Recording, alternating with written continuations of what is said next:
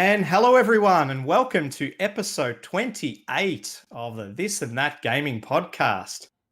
I'm Dave, and we're live for the first time on YouTube. How cool is that? It is awesome. And with me are my lovely co-hosts, Mr. Darren Dasborg. How are you going today? I can just show you how I feel. I feel pumped. I'm feeling good. No, I'm good. I'm good. No, awesome. Yeah, I'm doing okay for our new lockdown in Victoria or Melbourne. But, you know, Yes. it is what it is. It is what it is. You doing well? I'm doing all right. Yeah, version 2 of the lockdown has begun. Another 6 weeks. It's insane. It is bonkers. It's madness. It's madness. We got to start off with one of those, don't we? Of course. Yeah.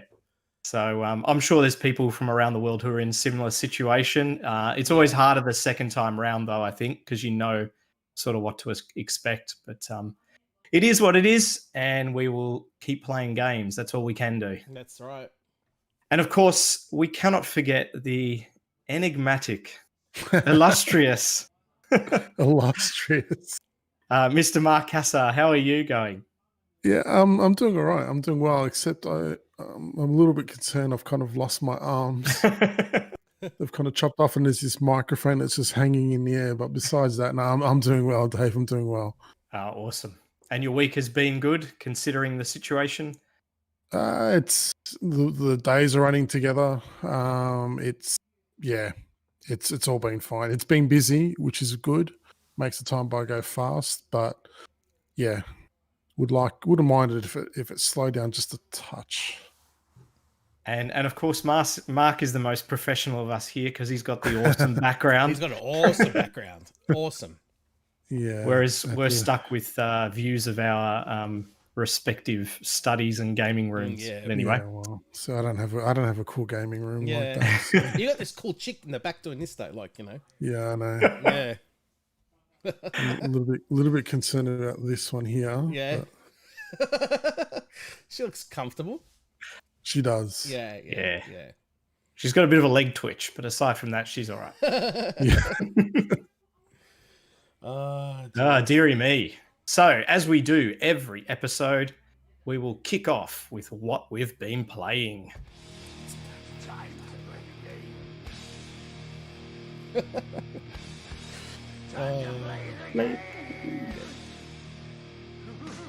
I thought Mark was going to laugh then. I thought you were going to laugh. Hey. It's so good, that. It's a great intro. It is. Let's kick off with Mr. Daz today. You can start us off on what you've been playing. I've been playing quite a bit, actually. I mean, I've been busy as hell. I'm getting a new kitchen installed, so that's keeping me very busy. But when I'm putting my feet up in bed, I purchased a few games on Nintendo Switch as usual. So I purchased this from EB Games for $15. Mahjong Deluxe 3, and I love it.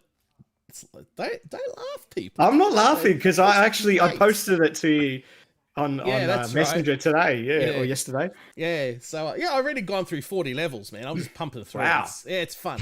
It's so relaxing. What's wrong with you? What are you laughing for, mate, Mark?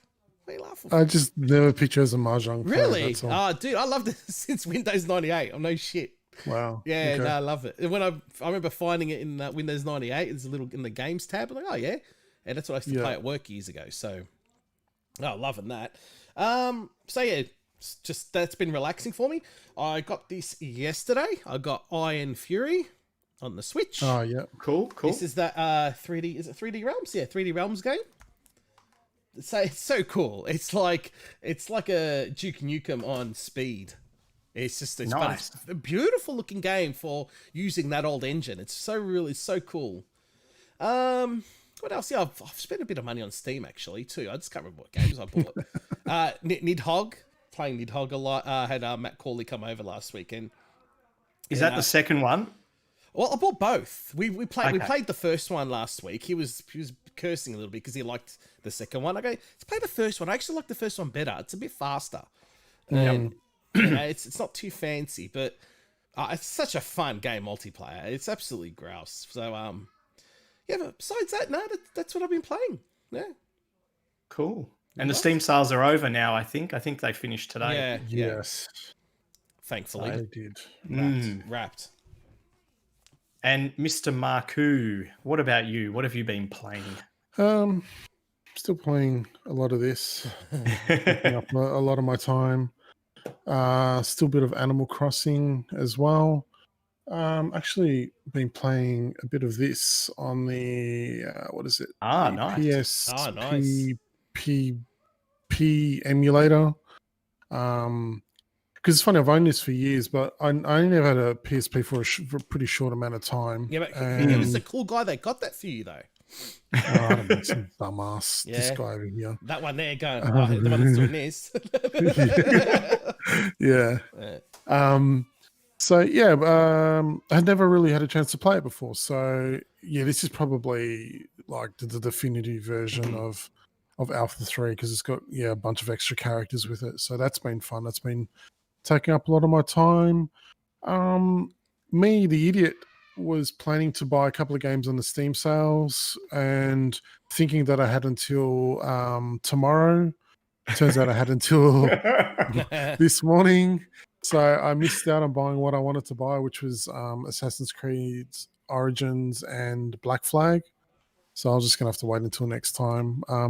So the only game I actually did end up getting on the Steam sales was R-Type Dimensions EX something, which is which is R-Type 1 and 2, which was actually pretty damn cool. So it's the two original games, but it's the graphics have been redone, but you can switch between the original and the new versions nice. on the fly, which is really cool. Oh, okay. Yeah. And it's got some like new sound effects and stuff like that. I still suck at that game so bad. It's so bloody hard. It's so addictive, but it's hard. Yeah. So I'll sit there and I'll play it and I'll get my ass kicked. And then I'll have that one game where you do really, really well. And then you die. And then as soon as you die once, bang, you're toast essentially. So then, but that been playing a bit of that. And that's really been about it. Been quiet. How about you, Dave? I've been playing quite a bit as well, actually. I did go on the Steam sales yesterday. I remember that the 10th was the last day. And I bought a few things, but I haven't played those yet. I bought Cat Quest 2 because I really like the first one. Black Mesa, which is the Half-Life sort of reimagining. I played the beta of that, so I wanted the full version just to see how it was. And there was another game I bought, which I can't remember the name of, but I will play it for the next episode. So it's a few good pickups. A lot of the stuff I already had, so that's the usual thing that happens. In terms of games, I was playing a couple on Game Pass. Okay. The first one was a game called Observation. It just came out on Game Pass in the last week or so. And what it is it's that usual sort of trope of you being in space, stuck in a space station, something weird's happened. But instead of being the player, you're actually the AI of the ship. And the player, who's like this female sort of astronaut, she asks you to do things and you're a computer basically. So she might say, I need you to unlock this door. Can you work out how to do it? And then you've got to go and sort of, you might have to hack a terminal or because you can control the cameras within the ship. So you can use those to sort of explore and hack into laptops and open doors and hatches and stuff like that. It's a weird concept, but it works really, really well. Having said that, I'm getting a bit tired of puzzle games and I keep finding these sort of games that are puzzle games. So I did play that for a bit and I do want to keep going because the story was quite interesting and I had made it to a point where it was sort of hitting a critical part of the game. So if you're interested in that, it's on both Xbox and PC. Okay. The other one I played was, what was it called? Shit, I've just forgotten. My mind has gone blank. There was two more. There was one, Streets of Rogue. So Streets of Rogue is only on Xbox on the Game Pass, not on PC. That is a roguelike game with some really cool music that actually sounds like it's from Streets of Rage. Okay. and you play a little you choose an 8-bit sort of character avatar, and you've got mission objectives for each level, and you can pick up weapons and take out people the normal way. But there's also other weird ways you can sort of dispose of enemies. Like you can poison air filters and knock them out, or you can use weird things like a banana or something to attack them with. So it's quite good fun, but it's one of those roguelikes where you've got to kind of repeat levels over and over until you get, strong enough to be able to progress. And the last one, which was actually really good and has been out for a while, is Outer Wilds. So not Outer Worlds, which also came out last year. Sounds familiar. Outer Wilds is an indie game, which unfortunately, because of its name being so similar to Outer Worlds, I think everyone thought Outer Wilds was Out of Worlds. Yeah. But they're two entirely different games. And Outer Wilds is amazing. It's groundbreaking in the way it works. You basically... you're on this 22-minute cycle. So every 22 minutes, the sun goes supernova in the solar system that you live in, and the whole solar system explodes, and you reset. So you wake up again. It's kind of like a Groundhog Day type game. So you've got to try to progress within 22 minutes, get some new discovery, find something new, and keep building on that, because after 22 minutes you're going to die and you have to start again. So you're on this alien solar system. You look like an alien yourself. You take off in your rocket ship. You can travel to other planets in the solar system. And you basically are looking for clues as to what has happened.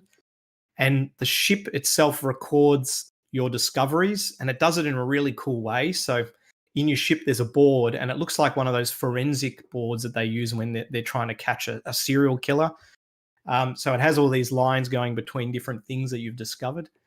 And essentially, you're just trying to work out what's going on so that you can beat that 22-minute cycle and essentially save yourself or save the solar system.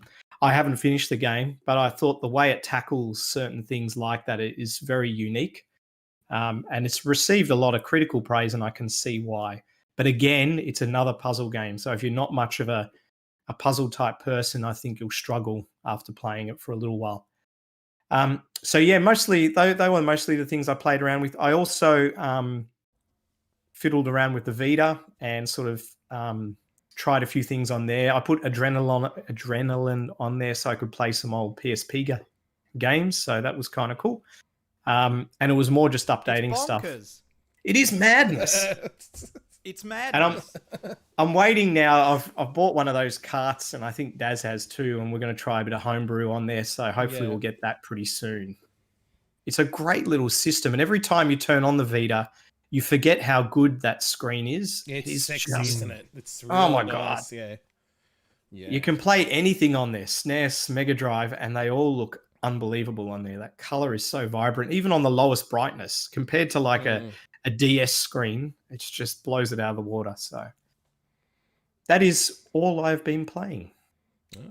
Well, I did forget I did buy a Raspberry Pi 4. Oh yeah, that's right. Yeah, but I can't use it because it's got micro friggin' HDMI. I didn't realise. So here I am about to connect here. Oh geez, where's HDMI go? So I ordered one. Geez, I think it was Monday. Oh, I can't remember when I received. Yeah, it was Monday or Wednesday I ordered it. Yeah, it still hasn't arrived. So all this week has been for nothing. Oh, that's you. And what are you planning to do with it? Oh, I've already downloaded a nice image for it and everything. Arcade, it's got everything on there. But it's nice. Then I can just play it on the couch, you know? Because, I haven't got nothing else to play retro games on. Yeah, I know. Every bloody week it's a new device. Yeah. You can plug it into your sexy TV, Daz. That's it, yeah. It does. And that one has that's got dual monitor output as well, hasn't it? Yeah. There's new images now that can output, 2 images. Like, for example, you can do pinball stuff and all that now. Sweet. Ooh, that'd be cool. Yeah, so there's people already working on shit like that. So that's really good. And it can do more the cable than to emulate that shit or run that stuff. Yeah. It can do 4K dual screen, which is really impressive for such a tiny little box. So that's bloody cool. I'm tempted to get one as well. It's madness. It is. Have Have you seen the? I was looking around today, and they actually sell portable monitors too. Oh, okay. Full HD ones.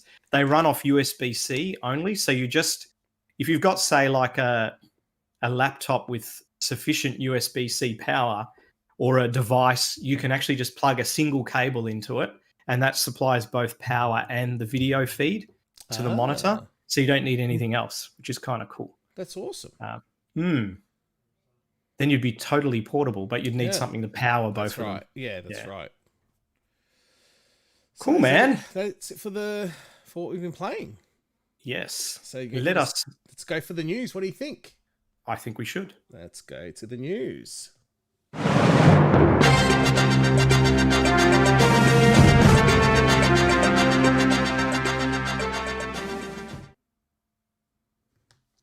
So the news, Mr. David.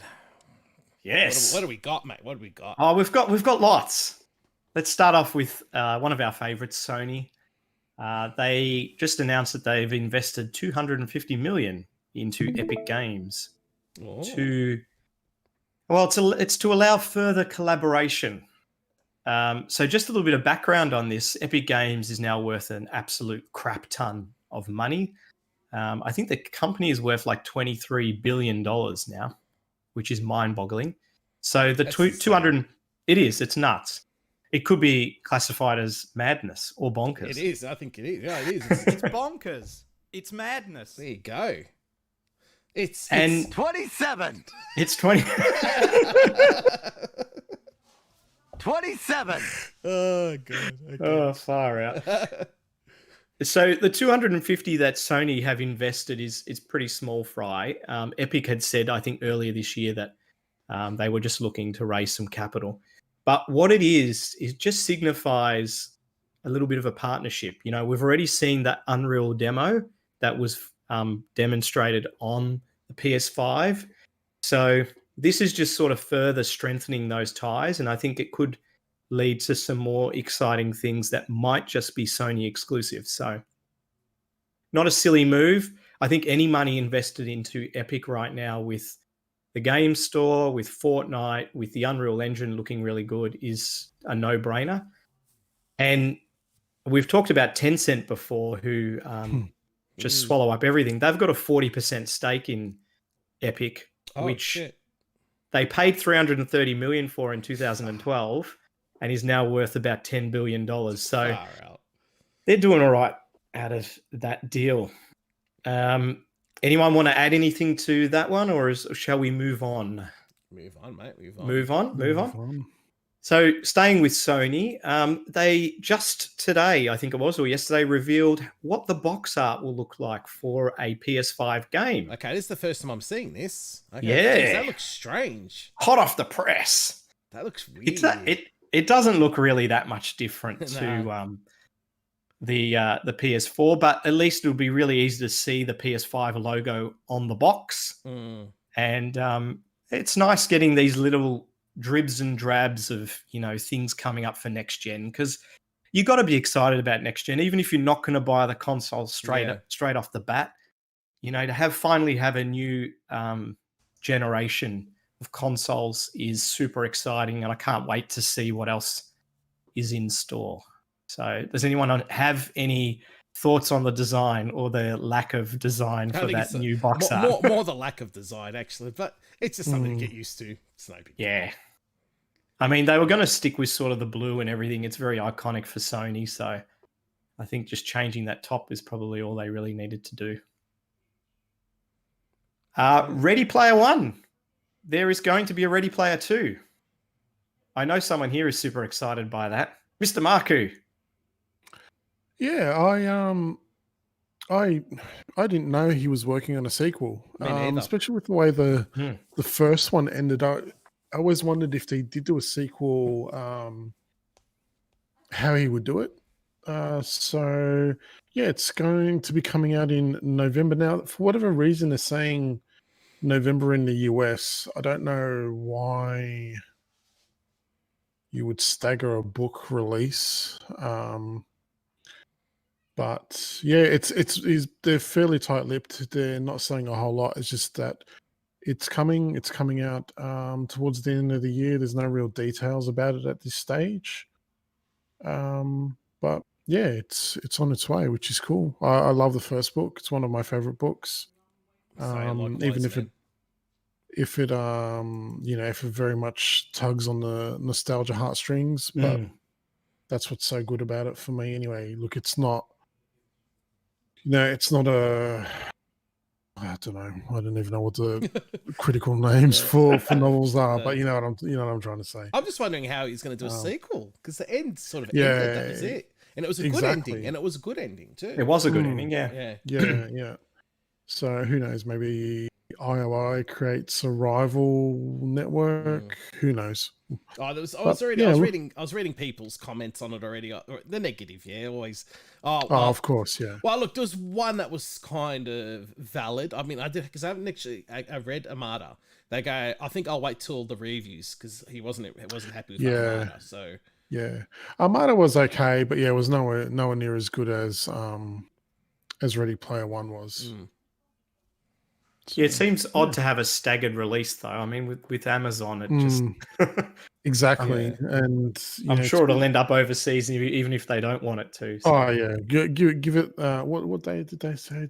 November 24th. So by 5 p.m. November 24th, it'll be all over the place. For download. Pirate Bay to the rescue. So I generally hope it's good, so that way we do get a movie as well, because I quite like the movie too. It was really good. And switching gears a little bit to our other friend, Xbox. They are trying to encourage their publishers to do the right thing and not charge for next-gen upgrades.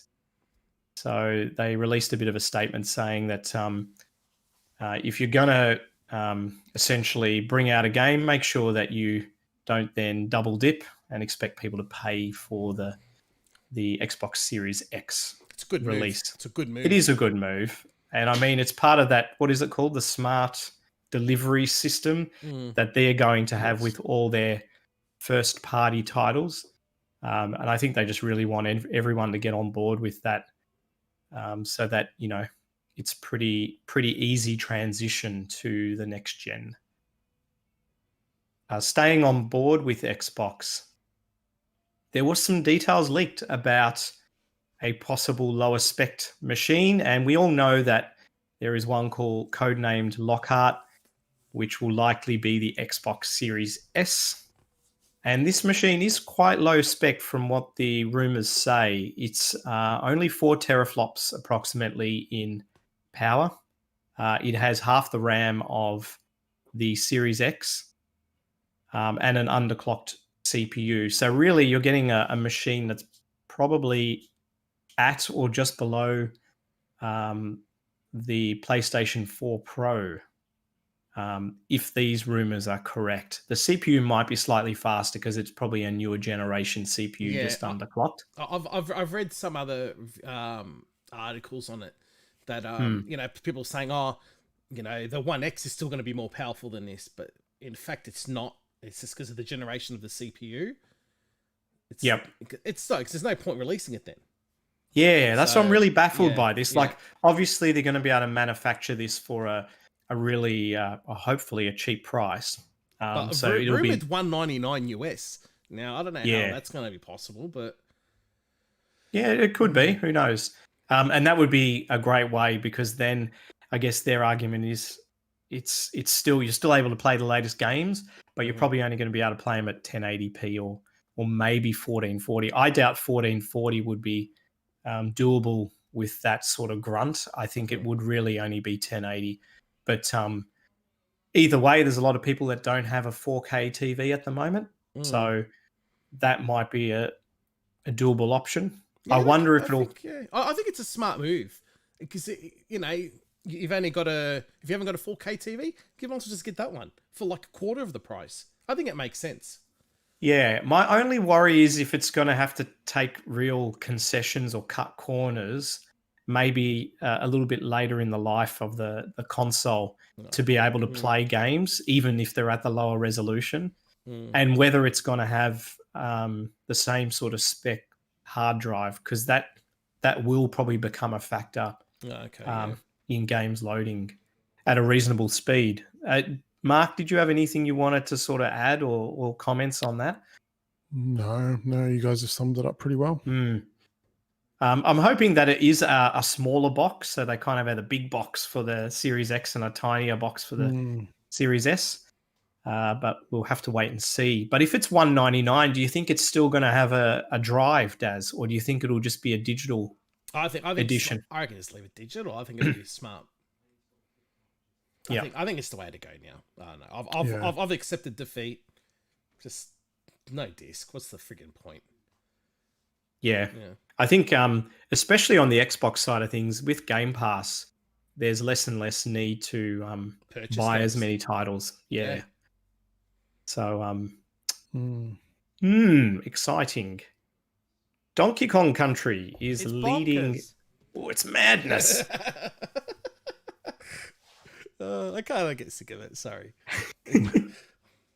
So the Switch has some new games for its July update, and Donkey Kong Country is one of them. Mr. Mark, would you like to talk about what else is available? Yep.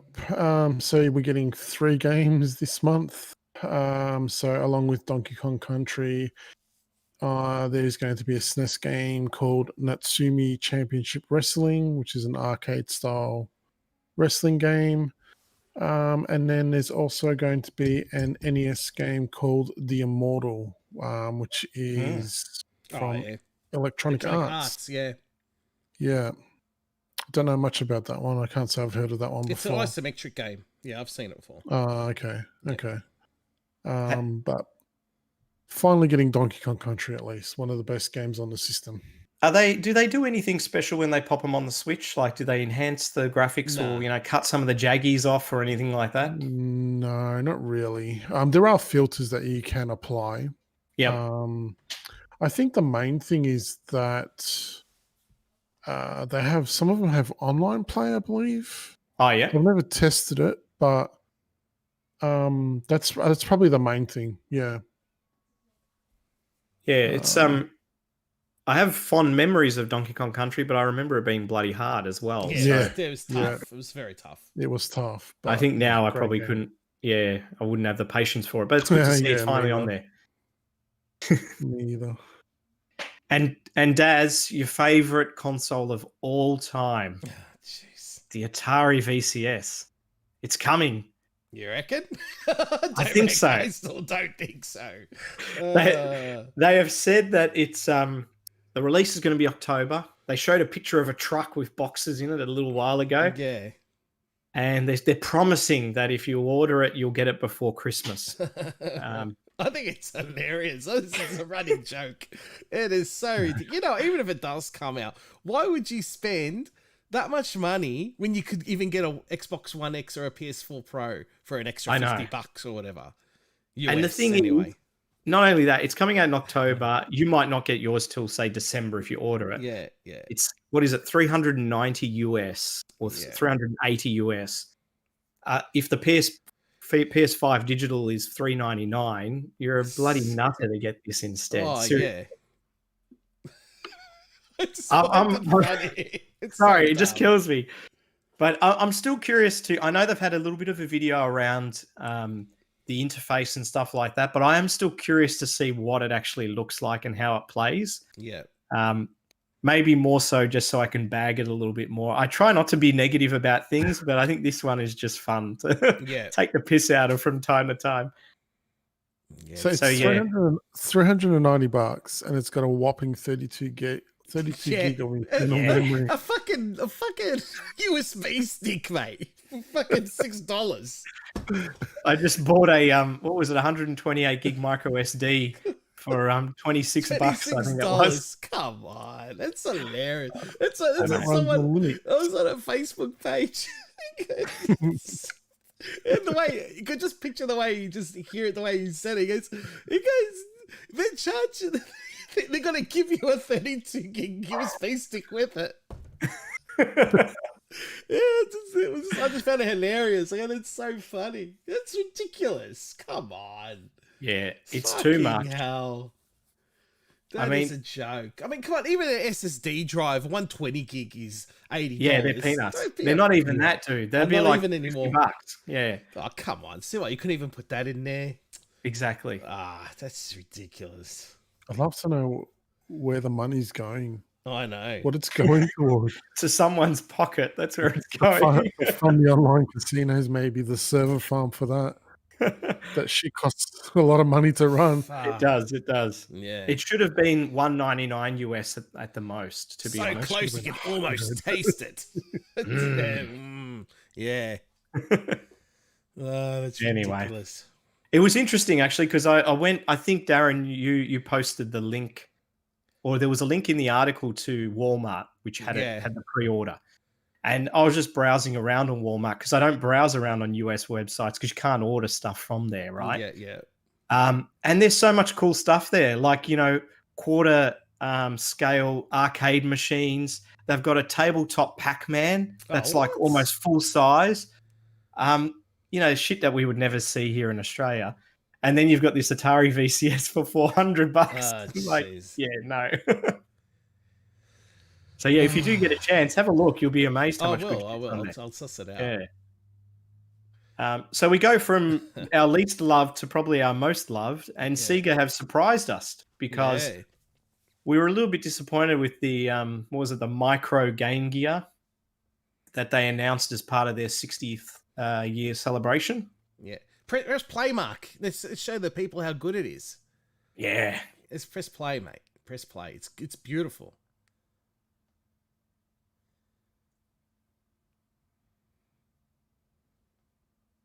There's no sound. Oh, what's that going to come out through? So there we go. Doesn't matter. Let's just talk about it. Let it play. Yeah. While it's playing. Yeah, go.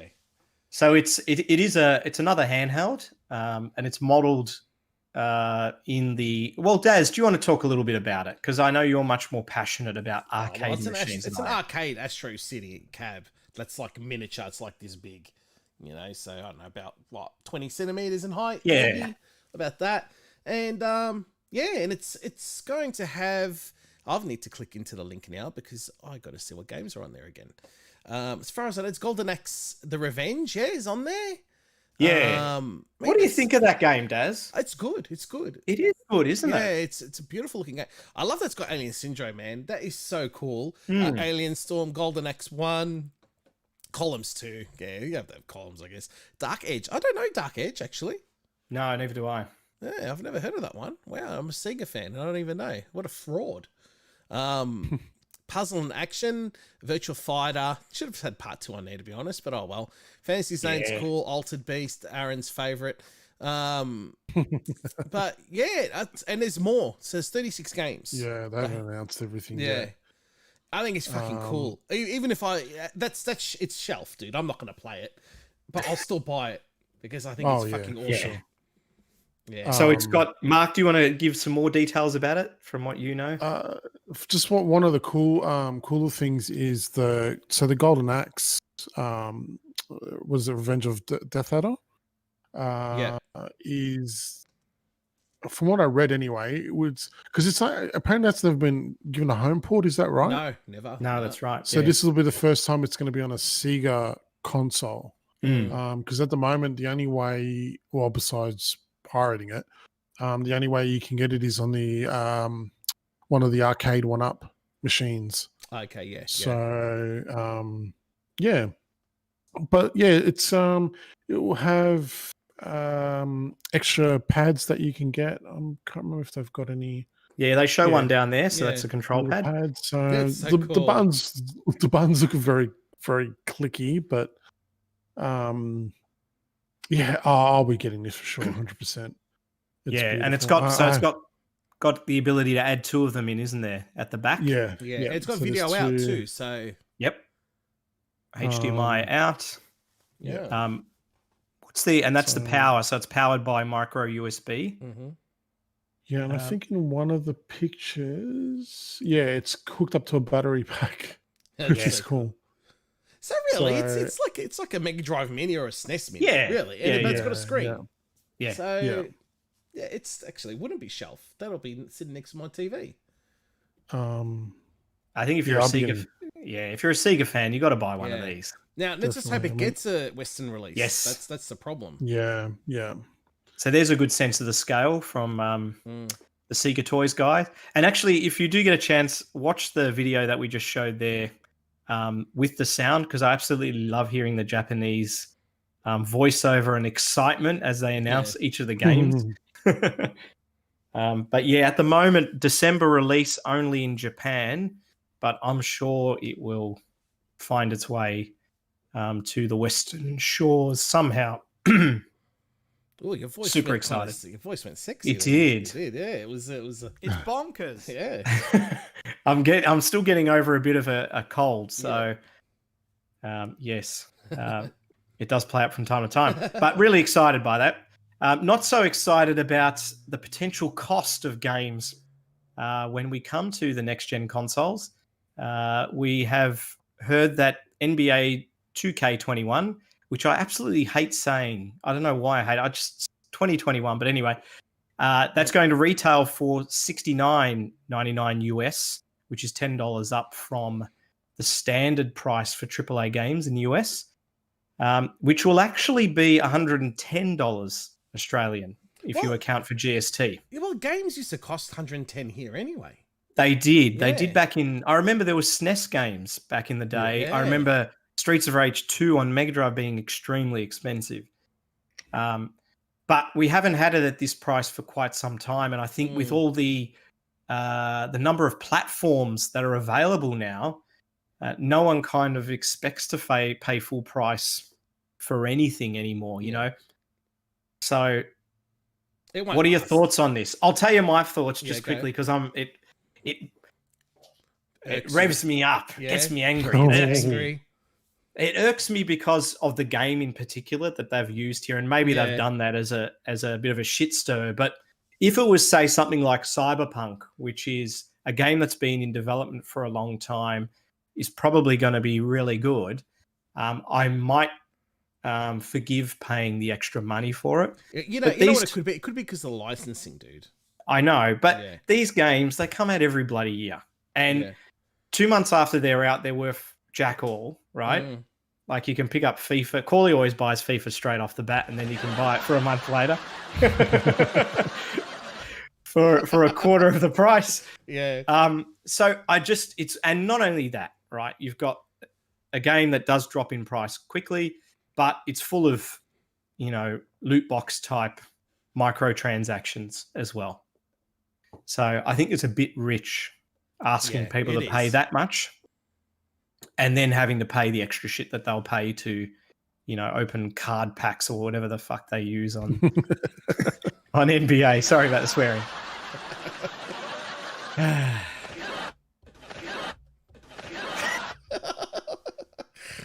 So my advice is to stay away unless you get a better deal.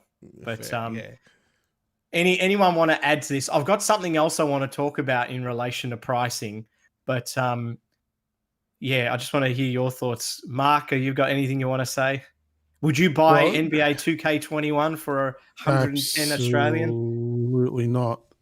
God, I tried that series once and it bored me to death. I missed the days of arcade sports games when they were actually fun. Yep. But this isn't a good argument as to why you shouldn't buy the discless systems, because you are then at the mercy of the online stores.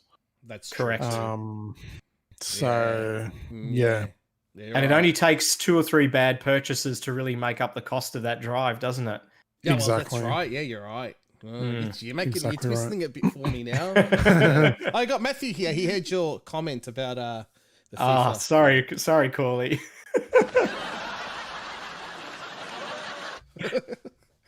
I should be nice to him. He got me a really nice birthday present. So, but what I wanted to add to this was, I don't know if you saw the news article. We don't have it in our list, but Valorant had announced their first premium skin for their guns, and it was a skin pack of 4 skins, and you can purchase it for $100 for the skin pack. Oh wow!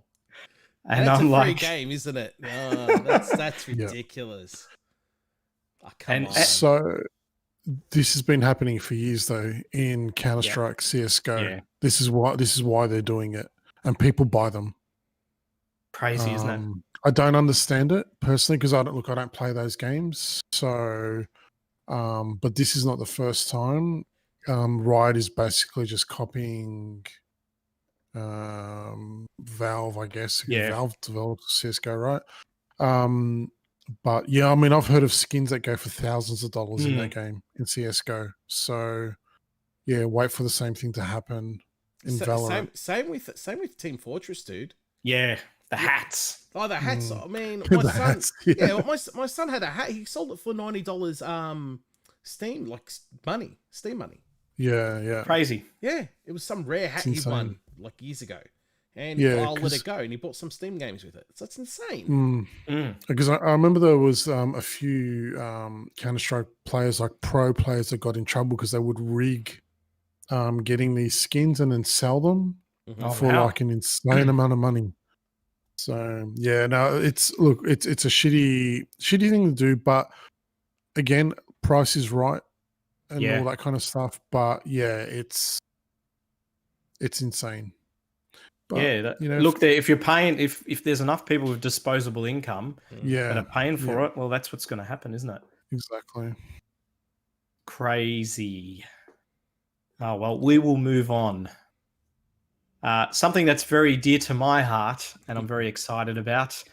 Fallout is going to be made into a TV series. So we've had a couple of news articles a bit off gaming topic, but this is really exciting. It's by Kilter Films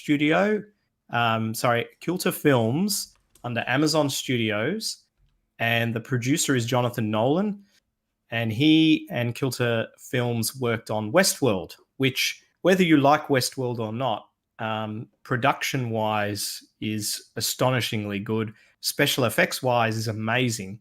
So hopefully they bring some of that quality to a Fallout TV series, and I think it could be quite interesting. I mean, post-apocalyptic has been done to death a lot, but it's often always been zombies and things like that. Fallout has a particular charm because it's got that style of, that era of America, and I think that could really translate quite nicely into a TV series. Did they give a date for when this was going to happen? I don't think they did at this point. No. I saw it and I thought David's gonna go nuts. I did get a bit of a warmth in the trousers. Yeah, I thought so. I thought there would have been a bit of movement. Now, look, it's exciting. I think it's great when you see something that you love. The Witcher was the other one that happened recently, and that was quite successful. Looking forward to season 2 of that. So yeah, hopefully this one is pretty well. And if it's by Amazon Studios, it'll be on Prime, which means we'll be able to get it here, which is super cool as well. Now, this last news story is could be a bit divisive between us. Worms is getting a new release. It's called Worms Rumble. And let's watch a little bit of the video here on YouTube. Sorry about our podcast listeners because they can't see it. Well, stiff shit. Oh, that's a bit aggressive, Darren. Anyway, sorry. No, that's all right. So anyway, I'll talk to it. It's a bit different to normal Worms games. It's basically a deathmatch or battle royale. So they've gone the battle royale. Like Smash, really? Yeah, it does. I think total of 32 players at once. Look, I don't know how much you could do with the Worms series in the way it was previously. So my opinion, I guess they're trying to cash in, but this could be a bit of fun. It will have cross-play apparently. At the moment, it's only scheduled for the PS4 and PS5. I don't think it's got a release for the other systems, but I would be surprised if it doesn't get a release on at least something else. Yeah, it'll get a Switch release. Yeah, surely. What are your opinions on this? Are you excited by it? Do you like the direction they've headed in with Worms? Do you not really care because Worms has been done to death? Daz? Yeah, it doesn't do anything for me, to be honest. I don't know. Look, it might be fun online if you got maybe 20 people or something, but nah. Maybe if it came out 20 years ago, I might have liked it. But Daz, you can customize your character. Oh, that's awesome. That's so revolutionary. I'm waiting for the eventual loot boxes, or they'll call them Yeah. something else. Yeah. Loot boxes in Europe anymore. Nah. Yeah, nah.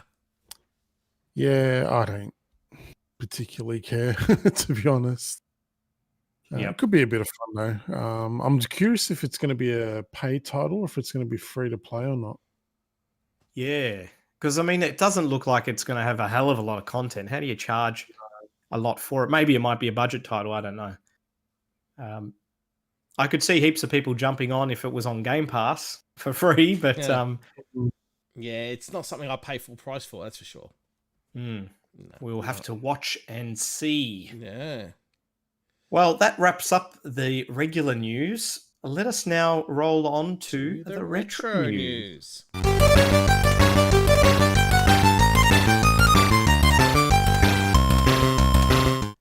Okay. All right, and we kick off with something very close to Mr. Daz's heart. Yeah, the VIC-20. What the hell? This came out of left field. Came out of nowhere. This just went bang. And although the Americans have gone absolutely crazy because they haven't got their C64s yet. Yeah. They're still waiting on those. Yeah, they haven't even been, hardly any have arrived in America. And now all of a sudden the VIC-20's out. So, yeah, they're not too happy as far as from a lot of the forums I've read. But, oh, well, you know, it's not their fault. It's all about COVID-19. That's why I couldn't get there in time. But, yeah, it's a VIC-20. It's the same thing as the 664. They've just changed the color to the VIC-20's color. It's going to have a carousel, but it's going to boot up as a VIC-20 carousel. So, oh yeah, and then you can load up the C64 one. So it's the same thing. Just and it same joystick. Same, unfortunately, the same joysticks. But, mate, you know, if you're a VIC-20 fan, it's quite cool. Yeah. I think Mark's comment when we heard about this was the best though, which was, when are they doing a Commodore Amiga one? Is I think that would sell like hotcakes, surely. I'm sure Matthew would love it. Oh yeah. Yeah. Yeah. We can only hope. Yeah, we need an Amiga Mini. That we might. Yeah, definitely. I never got a chance to play the Amiga properly, so I'd love to get one. Yeah. Why do you get the VIC-20 one then, Mark, mate? What did it do to you? Looked at me funny. Oh, fair enough. Look at the joystick, man. It's finger. It's just sitting there. It's like this. It's just... Fuck you, Mark. Yeah, exactly. I didn't even do anything. Yeah. Let's give me the bird. It's cool though. It's cool. Nah, it is good. Yeah. Look, it's a good way of making extra cash on their behalf, just changing the color. Yeah. Yeah. Anyway. Yes. Yeah. And moving on, there was another Amstrad CPC release. 2 in a space of a few weeks. What a shock. Mark nearly fell off his chair when he heard about this one. I can't wait to not play them all.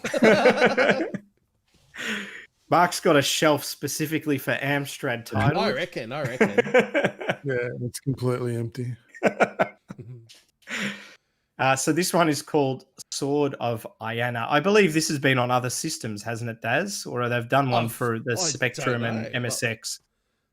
I'm pretty sure it has. So they've finally given the Amstrad a release. It plays really well. I did fiddle around with it for a little bit. I'm pretty shit at a lot of these old games because they require a lot of skill and they're not very forgiving. Yeah. But I did love, if you play the little video there, you'll see some of the movement. The animation is really nice. So they've gone for sort of a monochrome character that moves around the screen with the usual Amstrad, very colorful backgrounds and graphics, which is really cool. And you play, it's a platformer. There's battling. There's switches and levers. Yeah, there's little switches and levers you've got to pull that open up bridges and other ways. You can climb. So there he goes. He's climbing there, and you can sprint and leap. Now, the controls, they're a bit fiddly. Because there is quite a few actions that you can do, it kind of uses the second fire button to flip between fighting mode and moving mode. Oh, okay. So that can be a little difficult, and I'm not very skilled at it, but it basically means that, when you want to battle an enemy, you've got to hit B or fire button 2, and then you'll go into sort of a battle mode where you can use your sword to, attack forward or up or down or whatnot. And then you hit B again to go back into moving mode. So that's a little bit difficult to get used to, but I'm sure people will be able to work it out. But yeah, it plays really nicely. The only other issue is, though, that it has currently only been released as a ROM, and the ROM is not something you can just drop into, say, GoTech Drive or an emulator and play it. It has to be burnt onto a specific type of cart. Now, fortunately, there is an emulator called the Retro Video Game Emulator, and that emulates that cart as well. So you can drop the ROM onto that and then play it at least on the emulator. But unfortunately, I couldn't play it on real hardware because I don't have that ROM cart. So I'm hoping they will just do a disc release to make it much more accessible to people who want to use a different emulator like WinApe or Java CPC, or actually have a 6128 or a 464. Is this 464 compatible, is it? Yeah, I believe it is. You might need the 64K expansion. That's okay. So it's a 128. It's 128. Okay. Yeah. I mean, I've got a 464, but I've got the expansion. So expansion RAM, yeah. Yeah. But yeah, it looks really cool. So there you go. Check it out. And if you're an Amstrad fan like Mark, you'll have hours of fun. I'm sure Mark's got the RAM cart, though. He's already got the cart for it. Yeah, of course. Yeah. Look, I got it. All jokes aside, like the animation is very impressive. It's awesome. They've done a great job. I love that there's still love for these old retro computers. It doesn't matter which one's your favorite. All of them are getting a lot of love, and it's amazing what they've been able to do with it. So I hate vintage computers. That's shit. Those, how many have you got? 6 or 7 of them. They're just rubbish. Yeah, they're just rubbish. They're just there. So I've got street cred. That's all. They don't even work. They don't even turn on. They're like those cardboard boxes you see in furniture stores. Exactly. Yeah, Mark was over the other day. He goes, can I play the MSX2? I go, don't touch it. Just don't touch it. Why? He goes, I want to play it. I go, exactly. Don't touch it. Then I went to press the keys and nothing happened. Yeah. And then the cardboard on it just crinkled. I left a dent in the box. Then he threw me out. And he told me never come back again. Oh dear. Wrong one. So yeah, you'll be able to find the game in the show notes. Will have a link that will show you where the game is.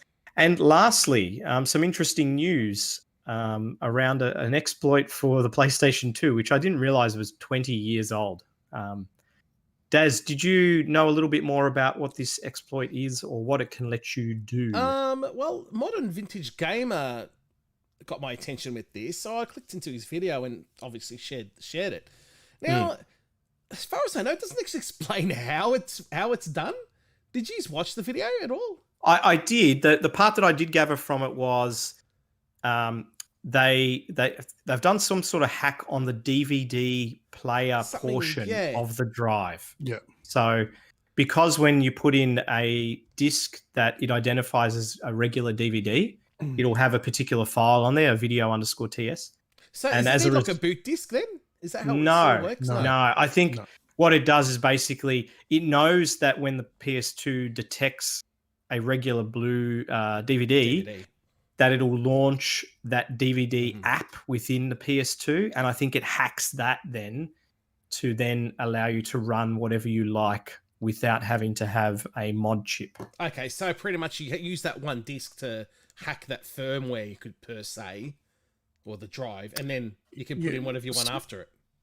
Yeah, so what it basically does is the file that they're hacking, it sends corrupted data to the DVD player portion, which then allows them to run like a boot boot program, I guess you could say, Yeah. which will then let you boot whatever you want. So it's only been tested with certain models, but they're adding more to them as they go along. So it's essentially going to basically remove the need to have your console modded. Like if you're like me, I actually don't have a modded console at the moment. Just to work well for you. Yeah. Yeah. So normally for me, like if I want to play something, I do it either via like network sharing or using a boot disk. But yeah, this will basically just means you can just pop in a game and away you go. Yeah. So that little bit of code will just be put on presumably any disk you throw in there, and then that way you'll automatically override and be able to run the content. So it's an interesting one. I think, Mark, you might have said that potentially they could use a similar thing for the PS3 as well.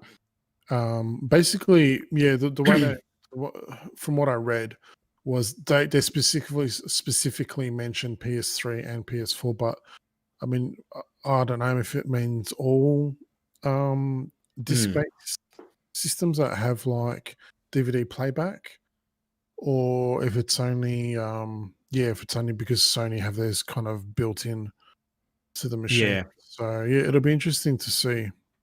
Well, when the Dreamcast was hacked, remember that was hacked very early on in its life. Was it a similar type of thing where they hacked the DVD player portion of that, or the audio player portion? They didn't put much in the way of I think copy protection for the Dreamcast anyway, because they had their custom discs, they had their GD-ROMs. That's right.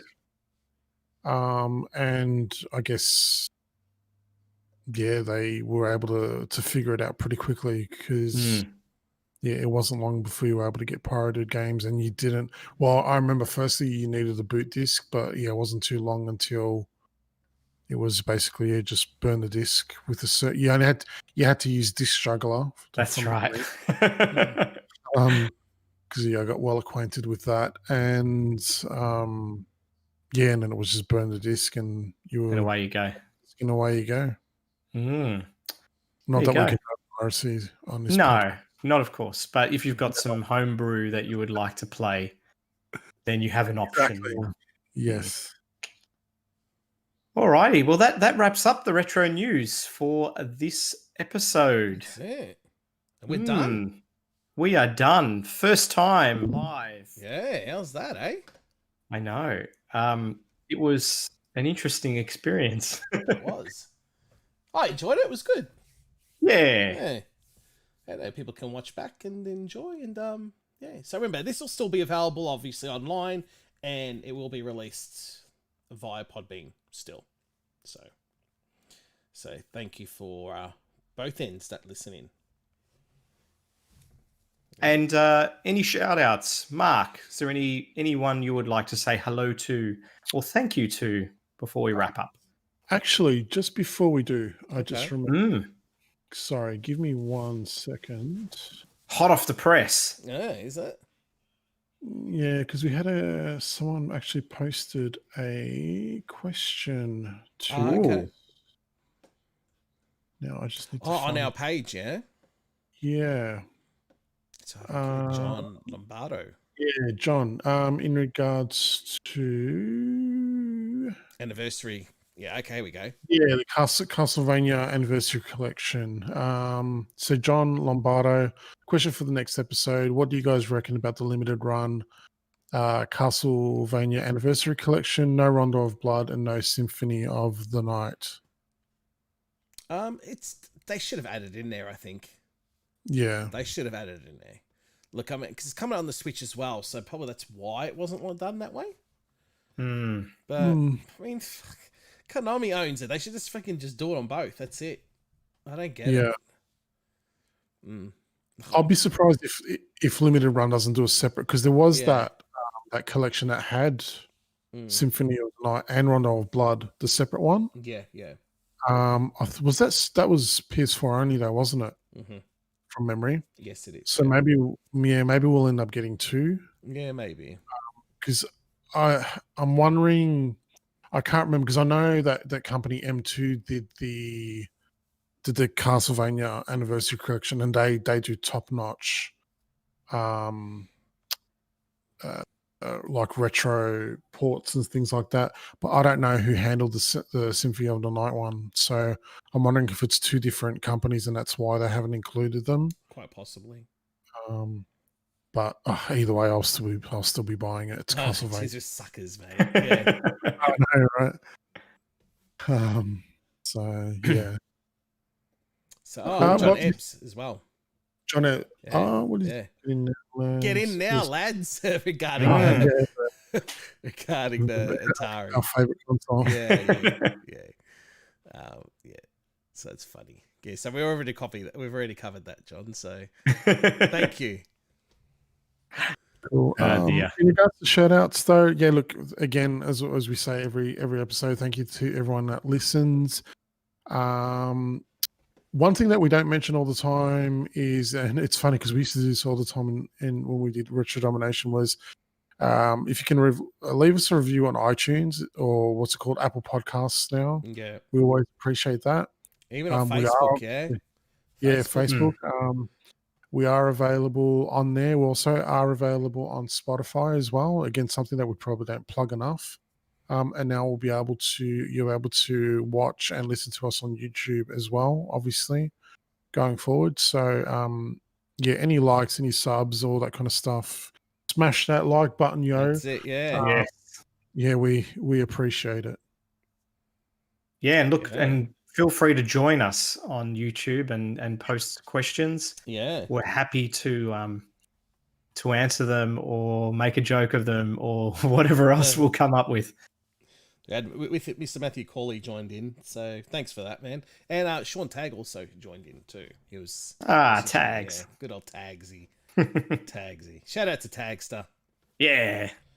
What are you guys doing for your next episode, Spy Daz, on Arcade Hunter. Perfect? Spy Hunter. We're supposed to do it this weekend, but it's just too hard. I've got this kitchen going, and I told the boys, "Look, sorry, we're gonna have to postpone it."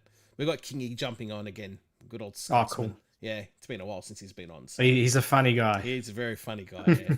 Mr. Simon Pegg. So we've got Spy Hunter next. So look, I mean, mate, hopefully the following week we'll be doing it. But unfortunately, I've had to postpone, so too busy, mate. Fair enough. Too busy. Nah. Alrighty. I'm out of here then. Well, I guess that's it. Yeah, that's it. Actually, a quick shout out, and I probably will do it in the next podcast too, but quick shout out to John Ebbs as well. Thank you so much for mentioning Arcade Perfect Podcast in Retro Gamer Magazine. That is so awesome of you. Thank you. That was really, really cool.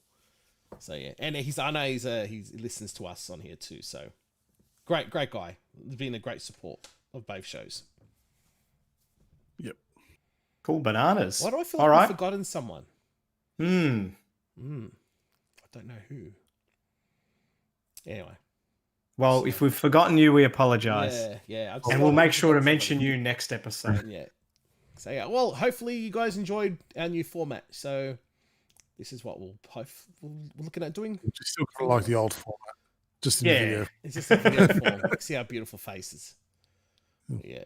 Alrighty. Well, we'll wrap it up, and we will be back for episode 29 in a couple of weeks. Take care, everyone. 27. It's 27 every 27. episode. 27. All right. Bye, everyone. Right. Take care, everyone. Cheers. Bye-bye. Bye. See ya. Christ, I have no arms. It's gone.